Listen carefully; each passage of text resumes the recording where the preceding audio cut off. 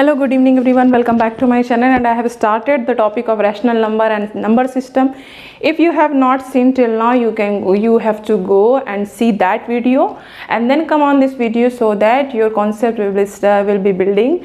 So one question I have written rational number के regarding, और मैंने आपको रैशनल नंबर और इरेशनल नंबर को एक्सप्लेन कर दिया है लास्ट वीडियो में.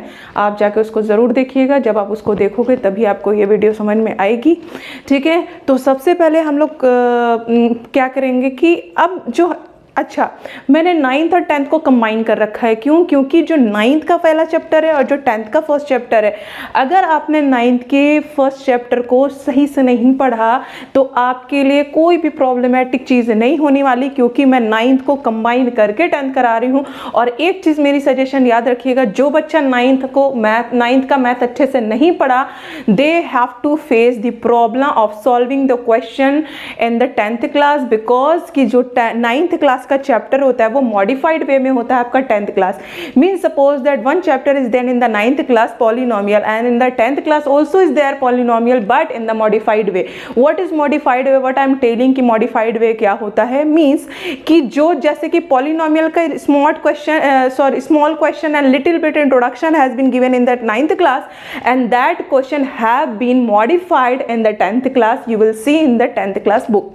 Okay, so my perception, my point of view कि you should have to study 9th as well as 10th so that your marks of the 10th class will be good and will be getting a good score in the 10th class. Okay, so start कि अभी rational number और irrational number अगर आपको पता नहीं है तो भले आपको सॉल्व करना आता हो और आपको मार्क्स भी मिल जाएगा, बिकॉज कि आपको रिटन में कोई आपको ये नहीं देखता आपको कॉन्सेप्ट पता है. लेकिन आपको after passing 10th 12th you will have to face the problem कि somebody will ask you what is rational and you will see like that कि याद आ रहा बता रही हूँ या हम भूल गए.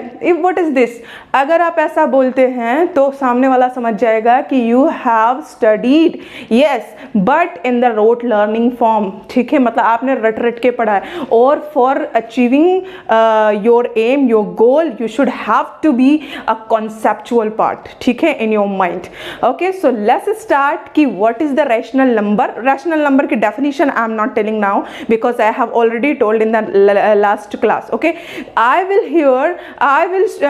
tell to you here कि how to find the rational number between two rational number. Okay, so let's start without wasting our time. Find the rational number between 3 and 4.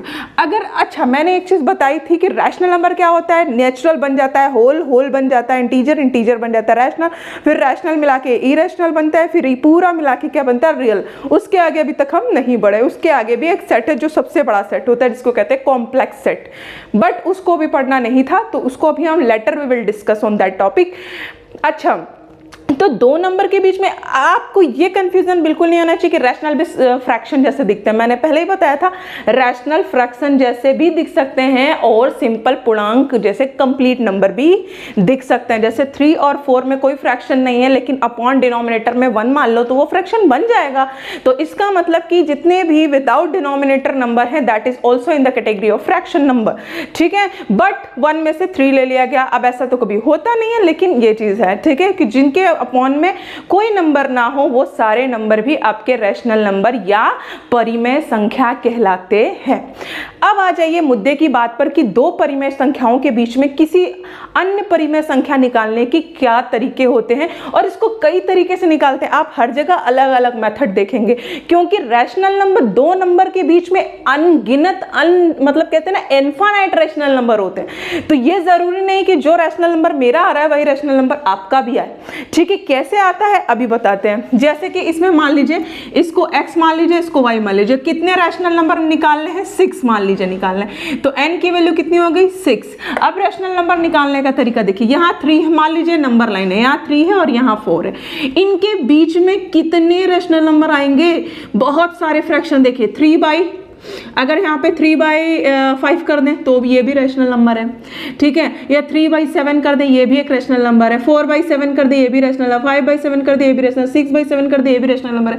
मतलब हर नंबर अच्छा, इसको डिवाइड करके देख लीजिएगा, ठीक है, डिवाइड करके देख लीजिएगा, 3 से बड़ा 4 से छोटा आना चाहिए, ठीक है, ज़रूरी नहीं जो मैंने लिखा वही आएगा। अब मैंने जस्ट एक्सप्लेन करना है, आपको समझाने का तरीका दिखाया, ठीक है। ये आपका x हो गया, ये x है और ये क्या है, y है। इनके बीच में कितने रैशनल नंबर निकालने हैं, 6, मतलब आपको 6 रैशनल नंबर निकालने हैं।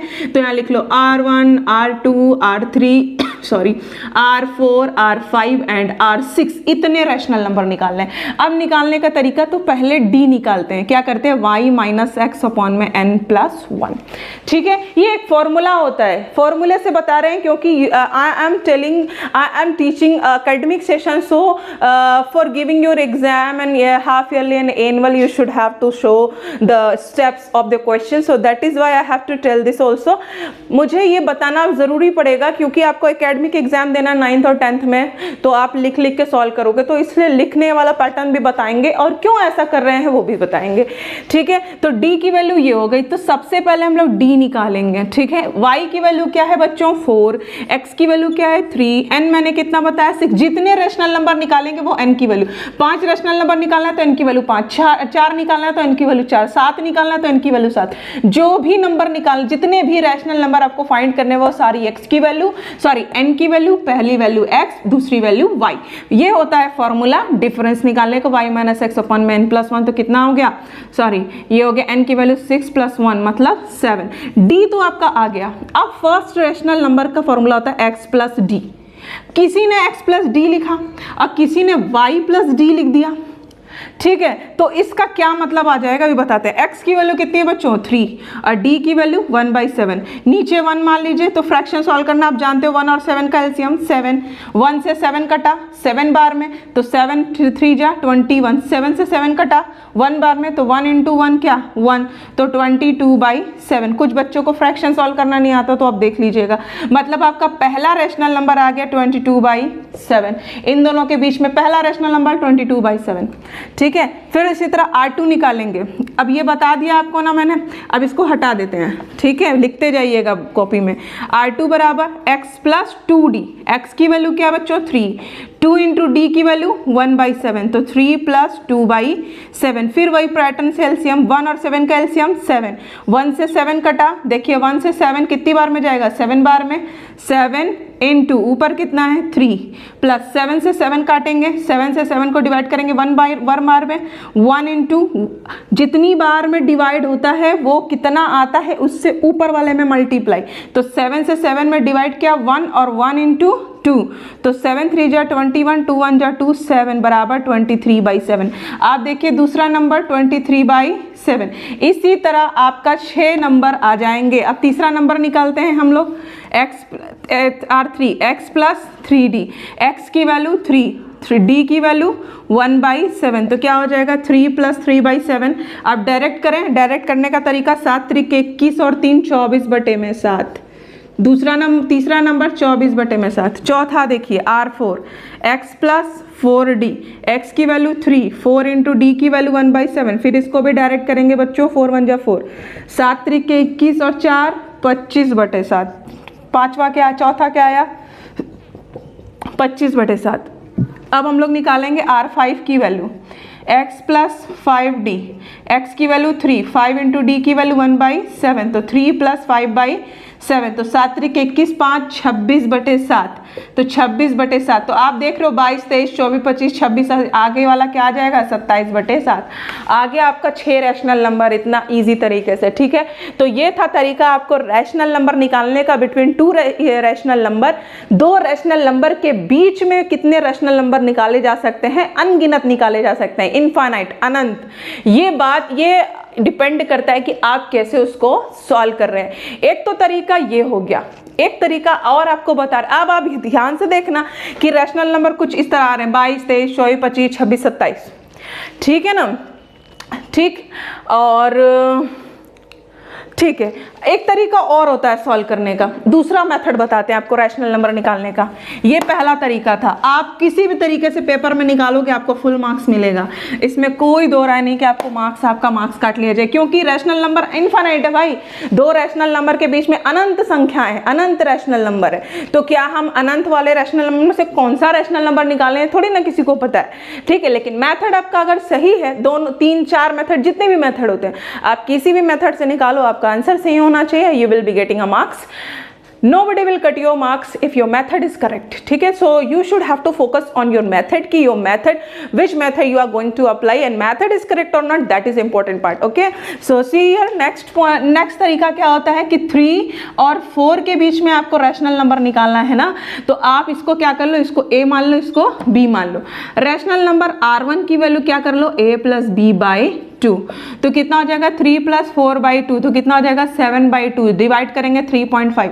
देखिए 3.5 मतलब 3.5, 3 से बड़ा 4 से छोटा, बीच में आएगा कहीं बच्चों 3.5 कहीं आ जाएगा ना, ठीक है, क्योंकि 3 और 4 के बीच में 10 खाने होंगे, 10 खाने के बीच में 3.5 कहाँ आएगा, बिल्कुल बीच वाले पार्ट पर आएगा ना, मतलब 7/2 कहाँ आएगा, बिल्कुल बीच वाले पॉइंट पर। अब अगर आपको R2 निकालना है, तो R2 के लिए फॉर्मूला होता है 1/2 R1 + b, ठीक है, R1 + b, तो 1/2 R1 हमने कितना निकाला 3.5 या 7/2 लिखे सीधे, और प्लस b कितना है आपका, b कितना है 4, ये है ना b 4। अब इसको सॉल्व करिए, 1/2 1 2 7 और 1 से 2 कटा 8, तो कितना हो जाएगा बच्चों 15/4। 15/4 भी इन्हीं के बीच में लाई करेगा, आप डिवाइड करके देखो, 15 4 3 12 3.4 7 28 4 8 32 7 चौक 28 ना। देखिए 3.7 3.5 के बाद कहीं 3.7 आएगा ना, बोलिए आ रहा है इन्हीं के बीच में, तो इसका मतलब हमारा ये भी तरीका सही है। अब आप सोचो कि जो हमने पहले निकाला था 22/7, अभी हमने रैशनल नंबर निकाला 7/2, है ना बिल्कुल अलग। अगर कोई बच्चा इस मेथड से, जो पहले वाला मेथड बताया था डी वाला, अगर इससे लगाता तो उसके आंसर 22 23 24 25/7 आएंगे, और अगर दूसरा वाला मेथड लगाता है कोई बच्चा तो उसका पहला आंसर 7/2 आएगा, दूसरा आंसर 15/4, फिर ऐसे ही अलग अलग आंसर आएंगे। तो क्या गलत मान लेंगे? नहीं। क्या आपने जो मेथड अपने बच्चों को क्लास में पढ़ाया है, अगर बच्चा उसी मेथड से करता है तो क्या आप मार्क्स देंगे? तो गलत बात है। क्यों? क्योंकि बच्चे ने अगर मेथड सही अप्लाई किया है तो हम उसको मार्क्स देंगे, ठीक है। It is the criteria of marking, कि अगर बच्चे ने कॉन्सेप्ट सही लगाया है, भले उसका आंसर रैशनल नंबर में डिफरेंट आ रहा हो, बल्कि बट मार्किंग होगी, ठीक है। तो आप फ्री हो, you are free to choose the method कि which method you are liking to solve, so you can solve it with that method, okay. तो यहाँ पे मैंने R2 निकाल दिया। अब R3 निकालने के लिए क्या आप करेंगे बच्चों? सेम चलेगा। अगर आपने R2 निकाल लिया तो जैसे आपने R1, देखो पहले R1 निकालने के लिए a + b/2 कर देंगे, R2 निकालने के लिए 1/2 बाहर रखेंगे और ये R1 और प्लस b कर देंगे। R3 निकालने के लिए 1/2 रखेंगे, R1 की जगह R2 हो जाएगा, b की जगह b रहेगा। फिर इसी तरह R4 निकालने के लिए बच्चों 1/2 करेंगे, R2 की जगह R3 हो जाएगा, b की जगह b रहेगा। चौथा रेशनल नंबर हो गया। पांचवा रेशनल नंबर निकालने के लिए 1/2 करेंगे, R5 निकालना है ना, तो यहाँ पे क्या होगा R4 + b। यहाँ R5 निकालना है तो R4 + b, R6 निकालना होगा तो R5 + b। अब R6 अगर निकालना है, छठा रेशनल नंबर, तो 1/2, यहाँ R6 है तो यहाँ क्या हो जाएगा R5 + b, और निकालते चले जाइए, आंसर आ जाएगा। तो आप देखिए कि दोनों ही मेथड बहुत इजी है। जो मेथड आपको अच्छा लगे, सॉल्व करना इजी लगे, you can choose that method and solve it. So आपको रैशनल नंबर फाइंड करने के 2 मेथड मैंने बताया, दोनों ही मेथड बहुत ही अच्छे थे और इजी भी थे, दोनों ही इजी हैं। आपको जो इजी लगता है वो सॉल्व। एक और मेथड होता है सॉल्व करने का, वो हम देखेंगे नेक्स्ट वीडियो में। अगर सारे मेथड एक ही वीडियो में बता दिए तो फिर प्रॉब्लम एंड कन्फ्यूजन हो जाएगी। सो तब तक के लिए आपको रैशनल नंबर के क्वेश्चन लगाने हैं जो 9th क्लास के बच्चे हैं। 10th क्लास के रैशनल नंबर, 10th क्लास में जो बच्चे हैं उन्हें ये तो पढ़ना ही है, साथ साथ उन्हें आगे के कुछ पढ़ने हैं। यूक्लिड डिवीजन लेमा तो आपका डिलीटेड टॉपिक है, तो उसको नेक्स्ट वीडियो में अभी हम देखते हैं कि आपको 10th क्लास में क्या पढ़ना है। बट जो बच्चे 9th में हैं वो भी इस वीडियो को जरूर देखें और पेपर कॉपी पे अपना सॉल्व करें, एक फेयर कॉपी बना ले। और जो बच्चा 10th में है वो 9th की वीडियो तो देखे ही देखे, प्लस 10th की भी देखें, और जो 9th में है वो भी 9th की देखें, 10th की देखें, क्योंकि आपको इस साल भले 10th नहीं देना बट नेक्स्ट ईयर तो आपको 10th देना ही है। और 10th में अगर सारी चीज़ें इकट्ठे हो जाती हैं तो आपको प्रॉब्लम हो जाती है और आप हो जाते हो बहुत ज़्यादा पैनिक और आपको आते हैं फिर एग्जाम के panic attack. So for saving yourself from the panic attack, so start your study from today and from right now also. Okay, so तब तक के लिए bye bye, take care, and if you like my video like share and subscribe and bell icon ज़रूर दबाएं, उसको दबाना बिल्कुल ना भूलें ताकि कोई भी वीडियो आप मेरी अपलोड हो तो आपको नोटिफिकेशन मिले and you will see the video. And अगर आपको कॉन्सेप्ट अच्छा लगा हो, अगर किसी तरीके की